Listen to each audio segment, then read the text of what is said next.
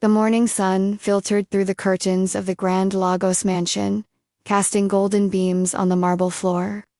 It was a day unlike any other day of whispers, perfumes, and satin heels, echoing down hallways older than memory. Amara stood in front of the tall antique mirror, adjusting the neckline of her ivory wedding dress. Her dark, almond-shaped eyes shimmered with both excitement and a faint trace of uncertainty. She was only 23, a flower in full bloom, about to become the wife of a man nearly 3 decades her senior. "Are you ready, my dear?" came a deep, measured voice from the doorway. She turned.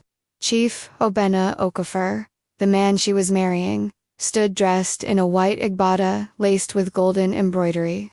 His posture still held power, despite the silver streaks in his beard and the cane he leaned on. His wealth was legendary. His influence stretched from Lagos to Abuja and beyond. To many, marrying him was a dream. To Amara it was complicated. "Yes, Chief," she said softly, then corrected herself with a small smile. "I mean Obina." He chuckled warmly and walked over, lifting her hand to his lips. "Soon, you'll be Amara Okafor, and this house, this life, will be yours." This house, she thought, casting a glance at the palatial bedroom. Massive oil paintings lined the walls, chandeliers sparkled above, and the scent of old money lingered in the air.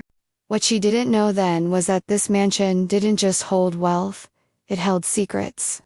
And one of them had eyes that followed her with dangerous curiosity. The wedding was a grand affair and elegant ceremony held in the sprawling gardens. There were senators, musicians, dignitaries, and influencers.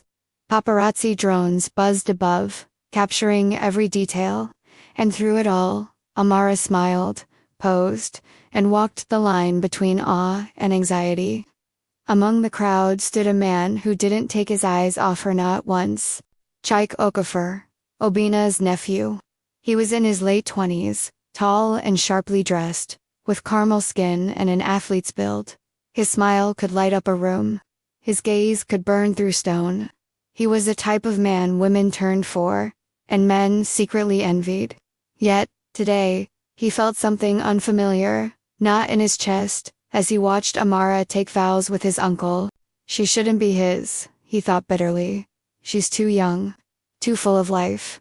He clapped when they kissed, but his hands felt numb. The days that followed were smoother than Amara expected. Obina was kind, patient, and lavished her with everything: gifts, affection, and a new level of security. The house staff adored her, especially the children, Obina's teenage daughter Adura, and his mischievous 10-year-old son, Ifeni. They treated Amara like a big sister.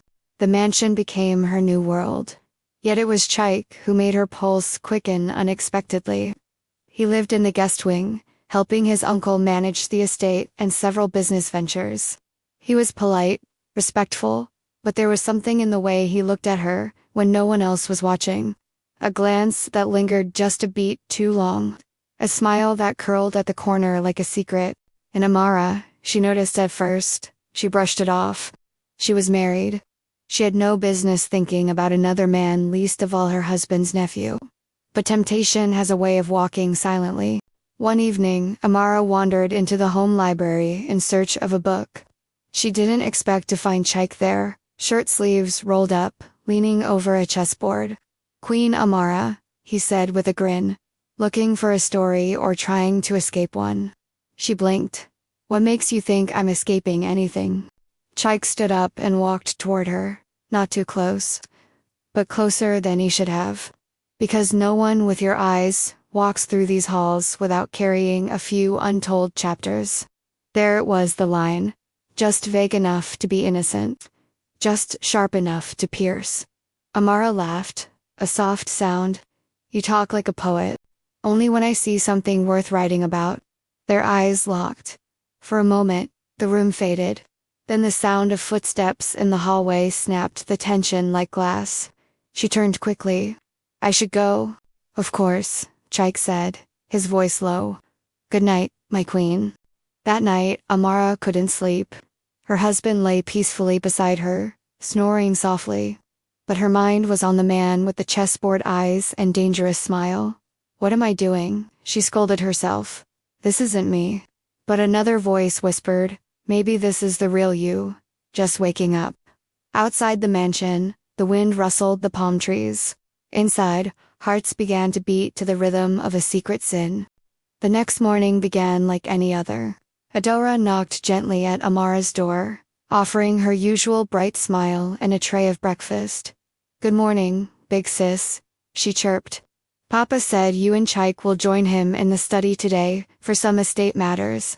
Amara stiffened at the sound of Chika's name.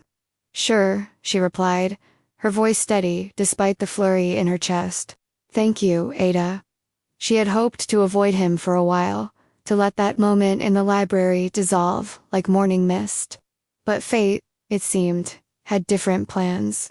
After breakfast and a quick change into a flowing Ankara dress, Amara joined Chief Obina in the mahogany-paneled study. Chike was already there, flipping through documents with practiced ease. He looked up when she entered, and for a split second, his eyes sparkled with something unspoken. Ah, Amara, Obina greeted warmly. Come, sit.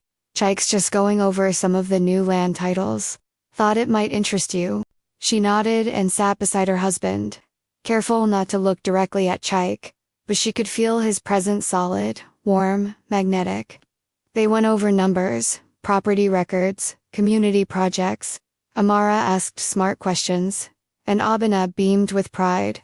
You see, Chike, she's not just a pretty face. She's sharp. Chike gave a quiet smile. That she is. Later, as Obina stepped out to take a phone call, the study fell into an uneasy silence. Amara kept her eyes on a document, but her mind was elsewhere. You handled yourself well today, Chike said quietly. Thank you. You could run this place someday, you know. Better than half the men Obina's ever hired. She turned to him, a hint of a smile playing on her lips. Careful. You might be convincing me to steal your job. He leaned in, just slightly. Then I'll gladly let you. His words hung in the air soft, charged, dangerous. Before anything else could be said, Obina returned, and the moment was gone. But something had shifted between them. Something neither could deny. Days passed, but the tension didn't fade, it grew. A spark buried under etiquette and family ties, fanned quietly by glances, smiles, and accidental touches. One evening, a family dinner was held in the dining room. The chandelier cast golden light over the long table, where Obina sat at the head, flanked by Amara and Chike, and the children at the ends.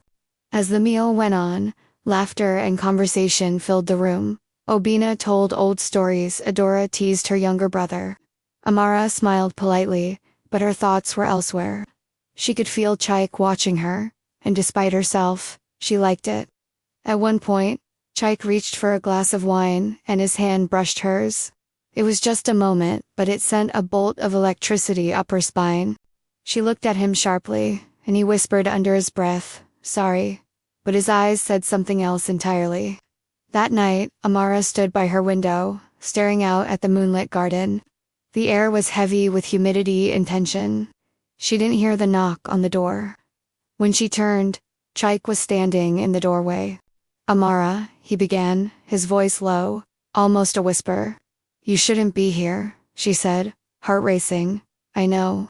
He stepped inside anyway, slowly, like he was afraid one loud step would shatter the world.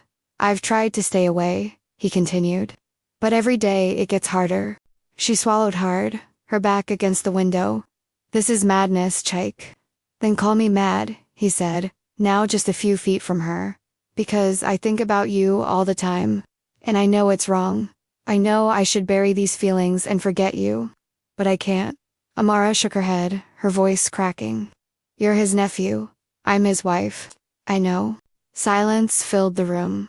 I don't know what this is, she said, her voice trembling, but it's dangerous. He reached out and gently took her hand. So are most things worth having. She should have pulled away. She should have screamed. But instead, she stood still, letting the warmth of his touch travel up her arm like a secret. Then suddenly, sound. footsteps outside the door. They broke apart just in time as Adora knocked and peeked in. "Big sis, Papa says goodnight," she said, then waved and vanished again. Amara exhaled, shaken. Chike stepped back, guilt and longing etched in his face. "I'll go," he said, and he did. But, as he closed the door behind him, Amara knew something had already begun. Something they wouldn't be able to stop. Later that night, in his own room, Chike stood in front of his mirror, staring at his reflection. "You fool," he told himself. "What are you doing?" But deep inside, another voice answered, "You're falling in love." And in the quiet corners of the Okafor mansion, where chandeliers sparkled and secrets whispered through the walls, a forbidden flame had been lit. The following days unfolded like a carefully choreographed dance of restraint and desire. Amara and Chike avoided being alone, but their eyes often found each other across rooms, during meals, in passing glances down the hallway. It was a silent, smoldering connection that neither of them could contain for long. The more they tried to act normal, the more it all burned beneath the surface. One afternoon, Chief Obina left the mansion for a business trip in Abuja. He kissed Amara goodbye, promising to return in 3 days. His absence left the household with a peculiar stillness, one that buzzed with both freedom and danger. That night, the rain fell. It poured against the windows of the Okafor mansion, drumming like war beats on the glass. Thunder rolled low across the sky, shaking the trees in the garden. Amara lay in her bed, sleepless.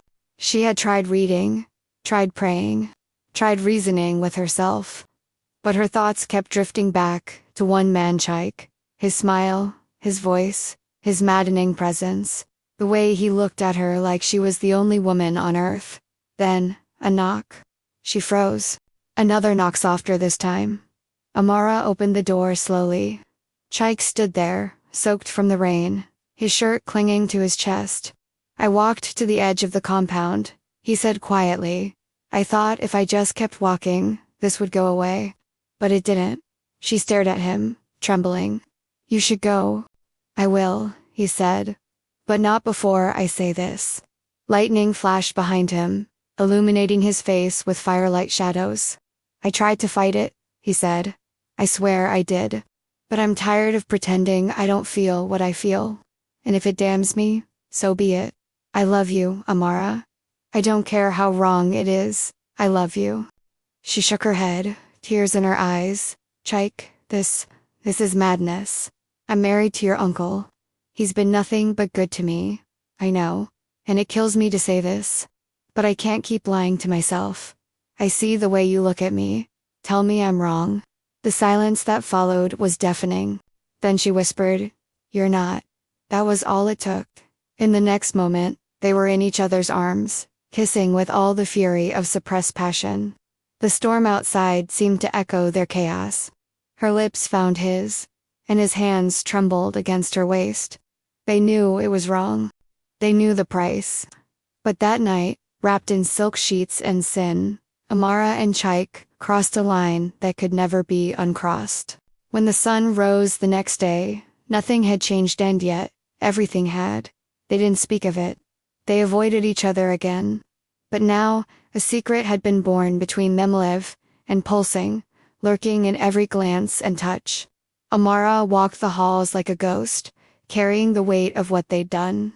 The guilt ate at her, even as the memory thrilled her. She prepared herself to confess to Obina when he returned. She would tell him everything, take the blame, fall at his feet. But when Obina walked through the door with a warm smile and fresh flowers for her, all she could do was force a smile and hold back tears. She couldn't do it. Not yet. Weeks passed. The affair continued: secret rendezvous, whispered lies, locked doors, and stolen kisses in the shadows of the garden. They became masters of deception, perfect actors in the theater of betrayal. To the world, they were still nephew and aunt by marriage. But behind closed doors, they were something else entirely. And like all secrets, it couldn't last forever. One evening, while Amara and Chike shared a brief moment in the garage, barely a kiss. Just a lingering touch, the sound of a car door closing, caught them off guard. They turned, and there he stood. Emeka, the house driver. Wide-eyed, frozen, he had seen everything. For a long moment, no one moved. Then Emeka slowly backed away and disappeared into the darkness. Panic filled Amara's lungs. "Do you think he saw?" "He did," Chike said grimly. "All of it." "What do we do?" "I'll talk to him. Try to reason with him. Maybe bribe him." But it was too late.